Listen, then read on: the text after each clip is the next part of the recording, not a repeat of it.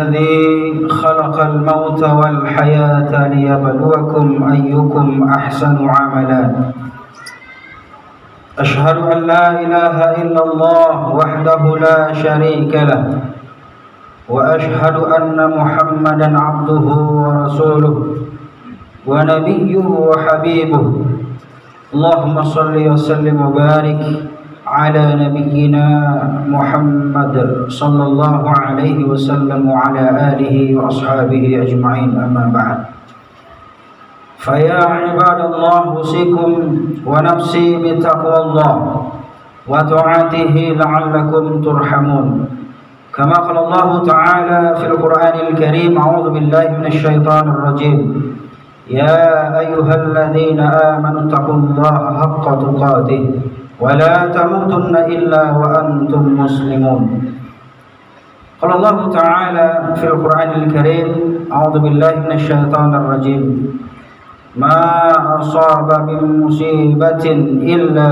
بإذن الله ومن يؤمن بالله يهد قلبه وقال النبي صلى الله عليه وسلم احفظ الله يحفظك احفظ الله تجده تجاهك صدق الله العظيم وصدق رسوله الكريم الحمد لله رب العالمين. Hadirin kaum muslimin, saudara-saudaraku jamaah Jumat rahimakumullah. Alhamdulillah wa syukurillah wa la haula wa la quwata illa billah. Kita bersyukur kepada Allah Subhanahu wa taala. Alhamdulillah pada hari ini kita masih diberikan kehidupan, umur yang panjang serta kesehatan.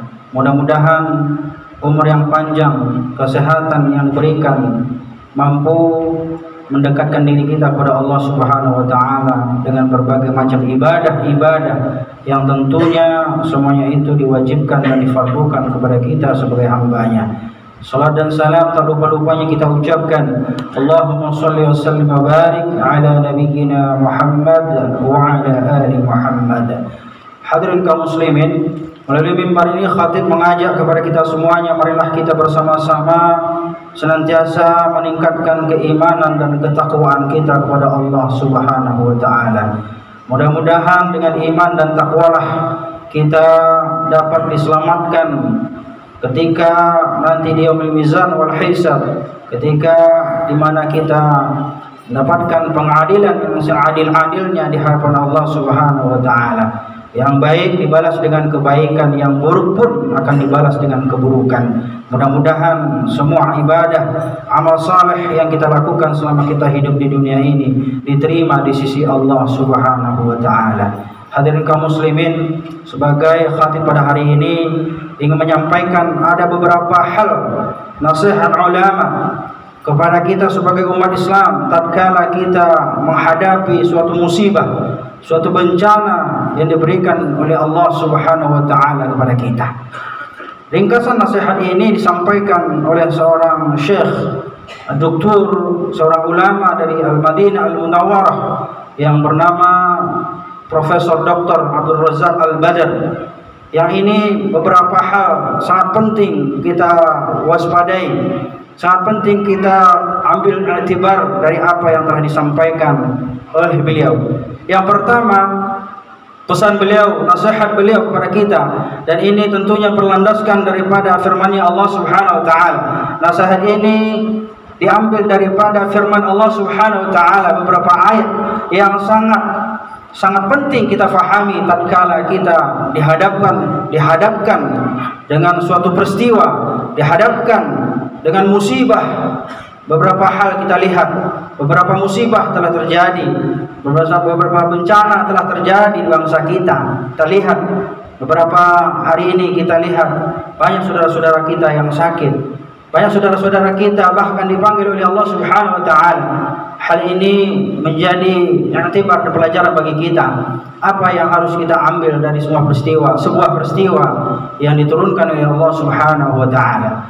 Yang pertama, beliau mengatakan al-wajib 'ala kulli muslim an yakuna fi ahwalihi mu'tasiman bi rabbih jalla wa 'ala mutawakkilan 'alaihi mu'taqidan anna al-umura kullaha bi yadihi. Bahwasanya wajib setiap kita sebagai muslim wajib segala kondisi kita, dalam keadaan apapun kita selalu memohon perlindungan kepada Allah Subhanahu wa taala. Karena Allah Subhanahu wa taala adalah Tuhan sebaik-baik pelindung bagi manusia. Hadirin kaum muslimin yang berbahagia. Kemudian kita mu'tasiman bi rabbih jalla wa ala, kemudian kita mengharapkan perlindungan yang begitu mendalam dari hati kita dengan i'tikad yang sedalam-dalamnya, mu'taqidan dengan sedalam-dalamnya, karena sesungguhnya hati kita, pikiran kita, semua yang ada dalam diri kita mestilah kita serahkan kepada Allah Subhanahu wa taala. Mutawakkilan alaihi, bertawakal kepada Allah Subhanahu wa taala, mutaakkidan anna al-umura kullaha biyadihi, karena sesungguhnya apapun yang terjadi pada diri kita, keluarga kita, sahabat kita, pada bangsa kita, semuanya adalah keputusan dari Allah Subhanahu wa taala. Hadirin kaum muslimin, oleh karena itu dalam Al-Quran Allah Subhanahu wa ta'ala berfirman, ma asaba min musibatin illa biiznillah, tidak akan terjadi suatu peristiwa musibah yang menimpa manusia kecuali semuanya itu adalah izin Allah Subhanahu wa ta'ala. Omikron yang datang sekarang ini, Delta Crohn dan segala macamnya yang datang melanda bangsa kita, bahkan dunia, semuanya itu adalah berkat izin dari Allah Subhanahu wa ta'ala. Wa may yu'min billahi yahdi qalbahu, dan barang siapa yang beriman kepada Allah Subhanahu wa taala, barang siapa yang bertawakal kepada Allah Subhanahu wa taala, maka dia akan mendapatkan petunjuk dari Allah, maka mereka akan mendapatkan perlindungan dari Allah Subhanahu wa taala. Hadirin kaum muslimin, berikutnya Allah Subhanahu wa taala juga berfirman dalam Al-Qur'an, "Wa ma asabakum min musibatin fabima kasabat aydikum wa ya'fu 'an katsir."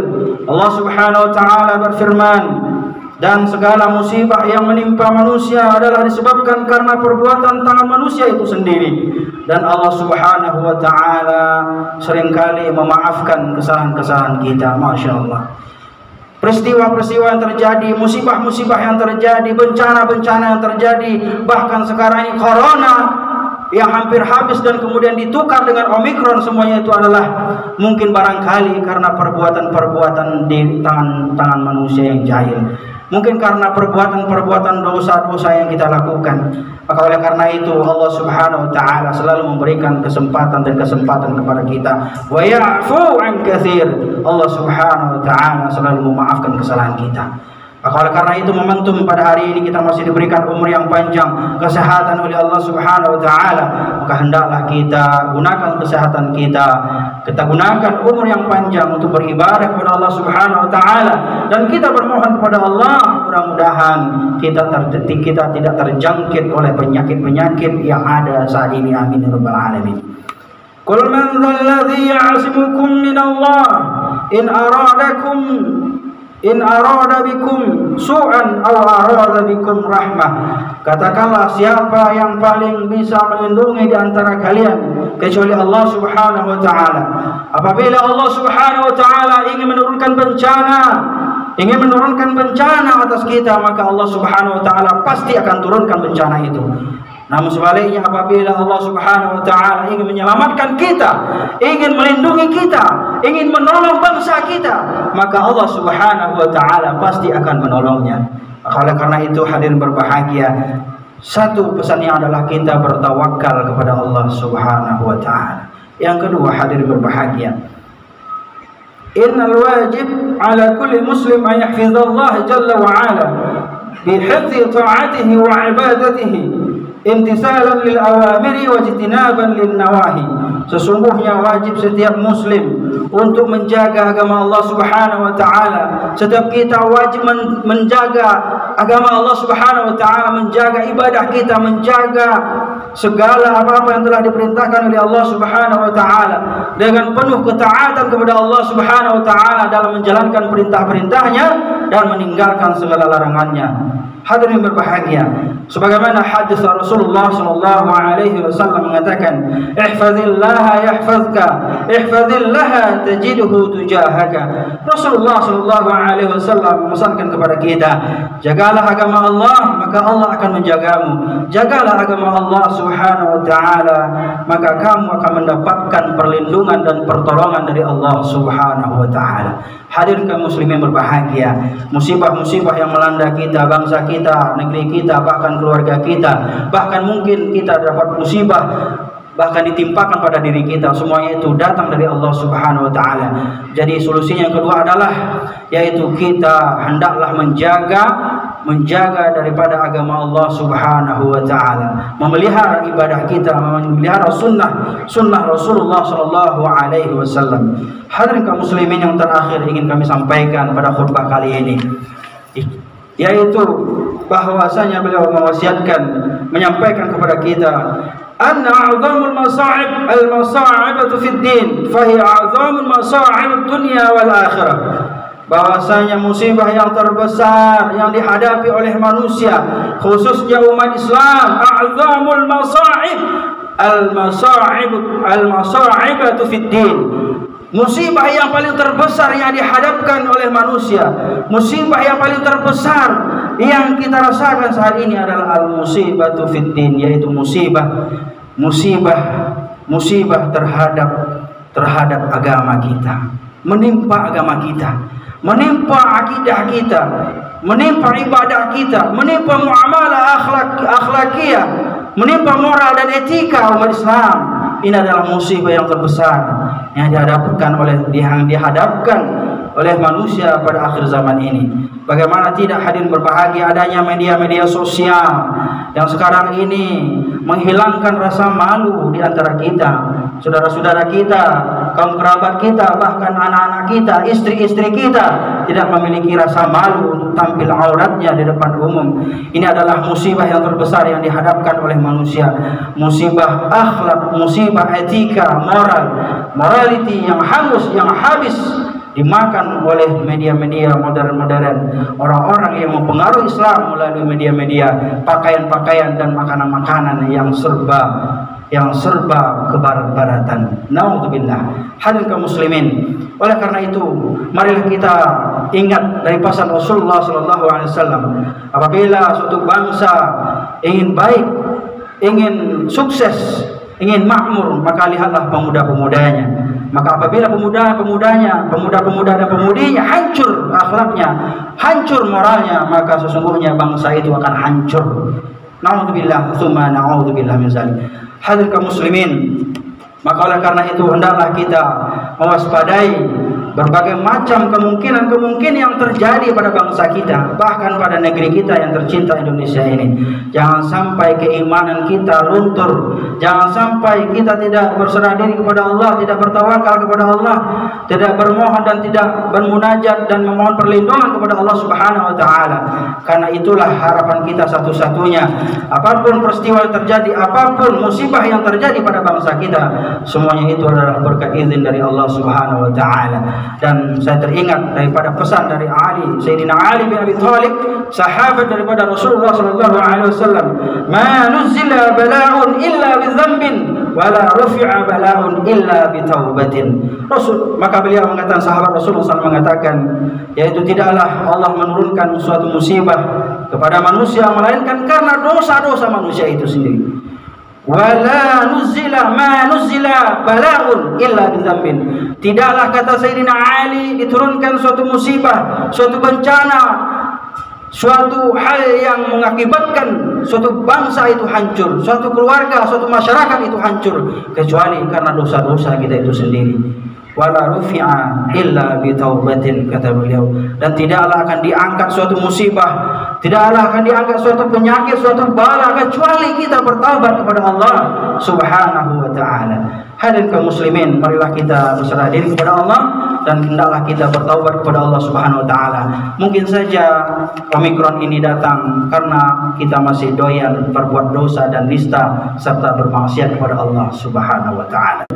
Ada 5 hal yang perlu kita ingat sebagai orang-orang yang beriman kepada Allah Subhanahu wa ta'ala tatkala kita ditimpakan musibah dari Allah. Yang pertama, ketika kita diberikan musibah oleh Allah Subhanahu wa ta'ala, hendaklah kita meminta perlindungan hanya kepada Allah Subhanahu wa taala dan bertawakal kepada Allah. Karena sesungguhnya hadirin berbahagia, segala musibah, bencana yang diturunkan Allah, semuanya itu adalah karena izin Allah Subhanahu wa taala itu sendiri. Yang kedua, hendaklah kita bertaubat kepada Allah Subhanahu wa taala. Karena dengan taubat insyaallah akan mampu mengangkat daripada musibah ataupun bencana yang sedang melanda suatu bangsa. Kemudian banyaklah kita beristighfar. Astaghfirullah, astaghfirullah, astaghfirullah. Kita memohon ampun kepada Allah Subhanahu wa taala, beristighfar kepada Allah. Mudah-mudahan dengan istighfar kita Allah Subhanahu wa taala menghapuskan segala dosa-dosa kita. Yang keempat, marilah kita memelihara agama Allah Subhanahu wa taala, menjaga ketaatan kita, menjaga ibadah kita. Mudah-mudahan dengan taat dan ibadah kita lah Allah Subhanahu wa taala sayang kepada kita dan kemudian mengangkat dan mencabut daripada musibah-musibah tersebut. Yang terakhir, hadirin berbahagia, marilah kita memperbanyak doa kepada Allah. Mudah-mudahan dengan doa itulah kita bisa berlindung kepada Allah dan bisa bermohon kepada Allah. Mudah-mudahan dengan doa tersebut Allah Subhanahu wa taala mengijabah apa-apa yang telah kita doakan kepada